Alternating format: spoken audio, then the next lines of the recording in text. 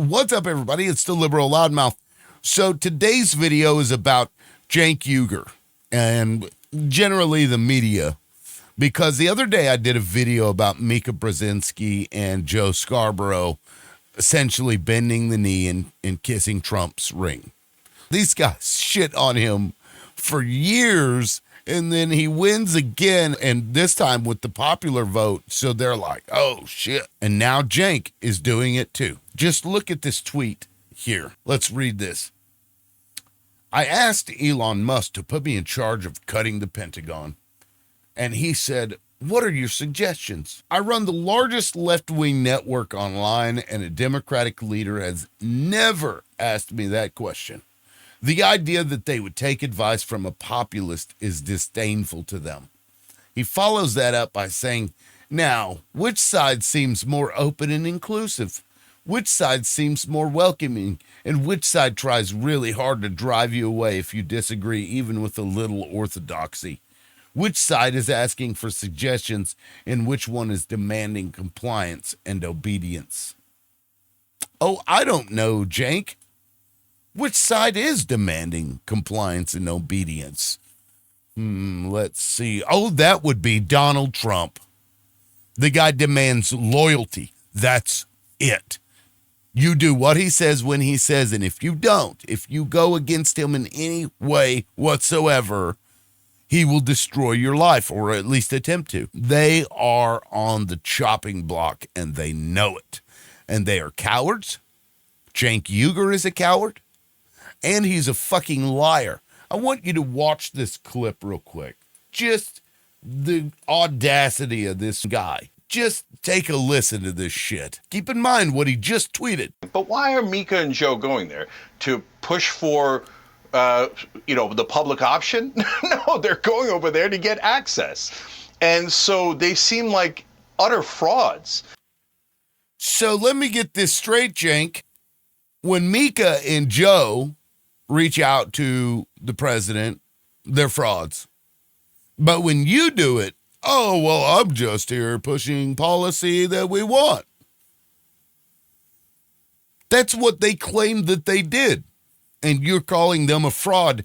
Sir, you are the fraud. And now it makes sense why Anna Kasparian went fucking nuts. Yeah, just take a look at this New York Post article.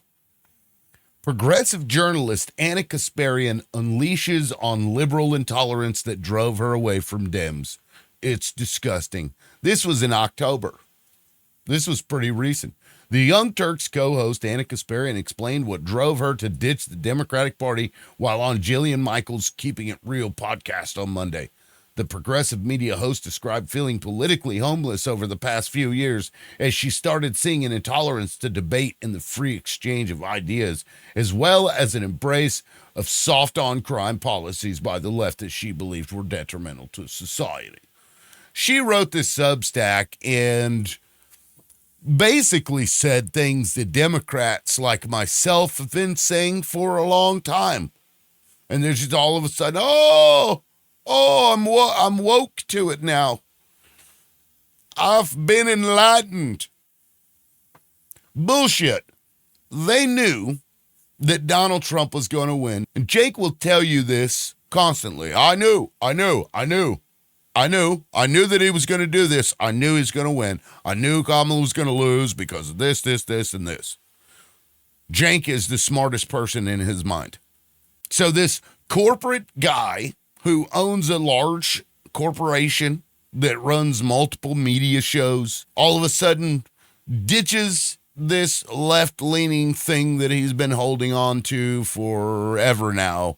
And all of a sudden he's, oh my God, I asked one question and Elon said, what are your ideas? Come back to me when Elon takes an idea of yours, gives you credit for it, and pushes it. Or even just pushes your idea. It says, hey, that's a great idea. Let's do that. Let's do one policy, Cenk. Tell us one policy that you asked for, because if you notice in this tweet, let's pull it up again. He doesn't actually say what he asked. or what Cenk suggested. He doesn't say that. All he says is, I asked for them to put me in charge of cutting the Pentagon, and he said, well, what are your suggestions? Cenk doesn't say what he said. Neither did Mika or Joe Scarborough. They just said, we went there and we discovered that we could have common ground. According to Cenk, that makes Mika and Joe Scarborough frauds, which I agree. But him doing it himself, well, hey, whoa. That's a different story because I'm Cenk Uygur and I can scream at your face.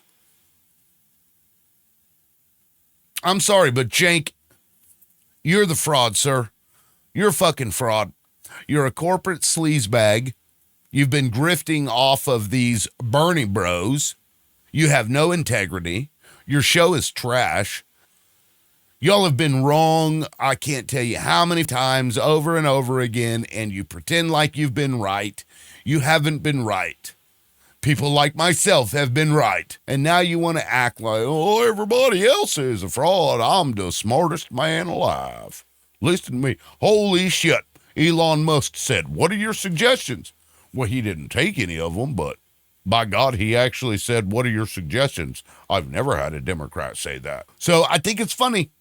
I think it's funny to watch Cenk Uygur fall all over himself to put Trump's nuts in the palm of his hand and say, do you want it hard or soft, sir? That's what he's doing.